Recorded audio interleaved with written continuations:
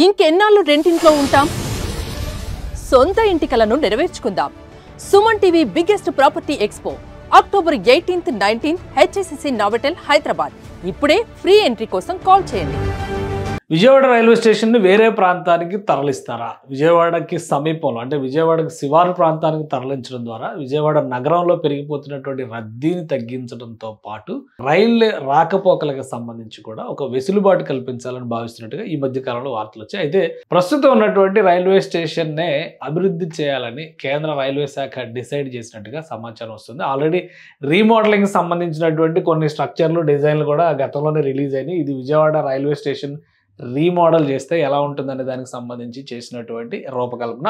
యాక్చువల్గా ఇక్కడ ఈ రైల్వే స్టేషన్ షిఫ్టింగ్కి సంబంధించినటువంటి చర్చ జరగడానికి ప్రధానమైనటువంటి కారణం ఏంటంటే, ఇది విజయవాడ లొకేషన్ మనం ఒకసారి గమనించి చూస్తే విజయవాడకు ఒకవైపు మొత్తం కృష్ణానది అనుసంధానించి ఉంటుంది. ఒక సైడ్ అంతా కూడా కృష్ణానది పక్కన ఉండేటువంటి మార్గంలో ఈ విజయవాడ రైల్వే స్టేషన్ అటు నుంచి రైళ్ల రాకపోకలకు సంబంధించి అంటే ఉత్తరాదికి దక్షిణాదికి రెండింటికి మధ్యలో కూడా ఒక కనెక్టింగ్ పాయింట్గా కనిపించేది విజయవాడ రైల్వే స్టేషనే.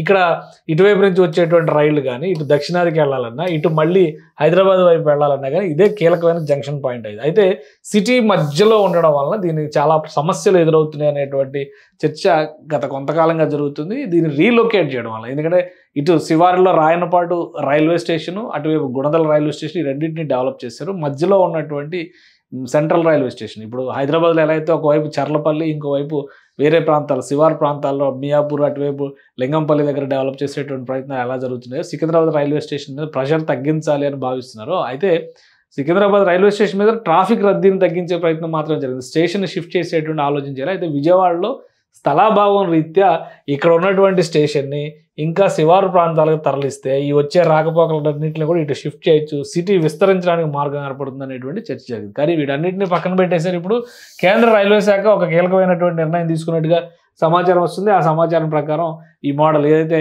రినోవేట్ చేయాల్సినటువంటి మోడల్, రీడిజైన్ చేయాల్సినటువంటి రీడెవలప్మెంట్కి సంబంధించినటువంటి మోడల్ని అప్రూవ్ చేశారు. దీన్ని పీపీపీ మోడల్లో అంటే పబ్లిక్ ప్రైవేట్ పార్ట్నర్షిప్ పద్ధతిలో నిర్మించేందుకు కేంద్ర ప్రభుత్వం అడుగులు వేస్తుంది. అతి త్వరలోనే దీనికి సంబంధించినటువంటి టెండర్స్ పిలిచేటువంటి అవకాశం ఉంది. దాదాపుగా 50 ఎకరాలు ఇక్కడ భూమి అందుబాటులో ఉంది రైల్వే స్టేషన్ నిర్మాణానికి సంబంధించి. ఇప్పుడు ఉన్నటువంటి terminal already Vijayawada railway station సంబంధించి 2 టెర్మినల్స్ ఉన్నాయి. ఒక టెర్మినల్ పూర్తిగా పాతబడిపోయి అక్కడ ఉన్నటువంటి షాపులను వాటిని కూడా ఖాళీ చేయించారనేది సమాచారం. ఇంకా 2వ టెర్మినల్ ప్రస్తుతం నడుస్తుంది. అది కూడా పాతబడిన టెర్మినలే, కానీ బయట నుంచి మాత్రం ఒక 5-6 ఏళ్ల క్రితం కొన్ని ఎలివేషన్స్ చేశారు, రీమోడలింగ్ చేశారు. సో ఆ స్ట్రక్చర్ మాత్రమే కనిపిస్తుంది. లోపల ఉన్న టెర్మినల్ మాత్రం పాతదే. కొంత సౌకర్యాల కల్పన జరిగింది. ఇప్పుడు పూర్తిగా దాన్ని రీస్ట్రక్చర్ చేయడం ద్వారా సుమారుగా ఈ 50 ఎకరాల భూమిని ఉపయోగించడం ద్వారా 1,50,000 చదరపు మీటర్ల వైశాల్యంతో కూడినటువంటి సమగ్రమైన స్టేషన్ని నిర్మించాలని చెప్పని ఈ ప్రతిపాదనలో ఉంది. 1,50,000 చదరపు మీటర్లు అంటే ఆల్మోస్ట్ స్క్వేర్ ఫీట్లో చూస్తే 16 లక్షల స్క్వేర్ ఫీట్లకి సంబంధించినటువంటి నిర్మాణం జరిగే అవకాశం, చాలా సువిశాలమైనటువంటి రైల్వే స్టేషన్ వస్తుంది. దాన్ని పబ్లిక్ ప్రైవేట్ పార్ట్నర్షిప్ కాబట్టి అక్కడ రిక్రియేషన్కి సంబంధించి కానీ, మాల్స్ తరహాలో వ్యవస్థలను డెవలప్ చేయడం కానీ, సినిమా థియేటర్స్ డెవలప్ చేయడం కానీ, ఇట్లా డిఫరెంట్ షాపింగ్ ఏరియాస్ని అక్కడ డెవలప్ చేయడం కానీ చేయాలని చెప్పని ఈ ప్రతిపాదనలో పొందుపరిచారు. సో వీటన్నిటికీ సంబంధించినటువంటి క్లియరెన్సెస్ కేంద్ర ప్రభుత్వం నుంచి వచ్చినాయి. అతి త్వరలో దీనికి సంబంధించినటువంటి టెండర్స్ పిలిచేటువంటి అవకాశం ఉంది. ఇంట్రెస్ట్ ఉన్నటువంటి కంపెనీలు పార్టిసిపేట్ చేసిన తర్వాత ఈ పనులు మొదలవచ్చు. దేశవ్యాప్తంగా అనేక రైల్వే స్టేషన్ని అమృత్ స్కీమ్ కింద కేంద్ర ప్రభుత్వం రీమోడలింగ్, రినోవేషన్, రీడెవలప్మెంట్ చేస్తుంది. ఇప్పుడు అలాంటి అవకాశమే విజయవాడ రైల్వే స్టేషన్కి కూడా వచ్చింది.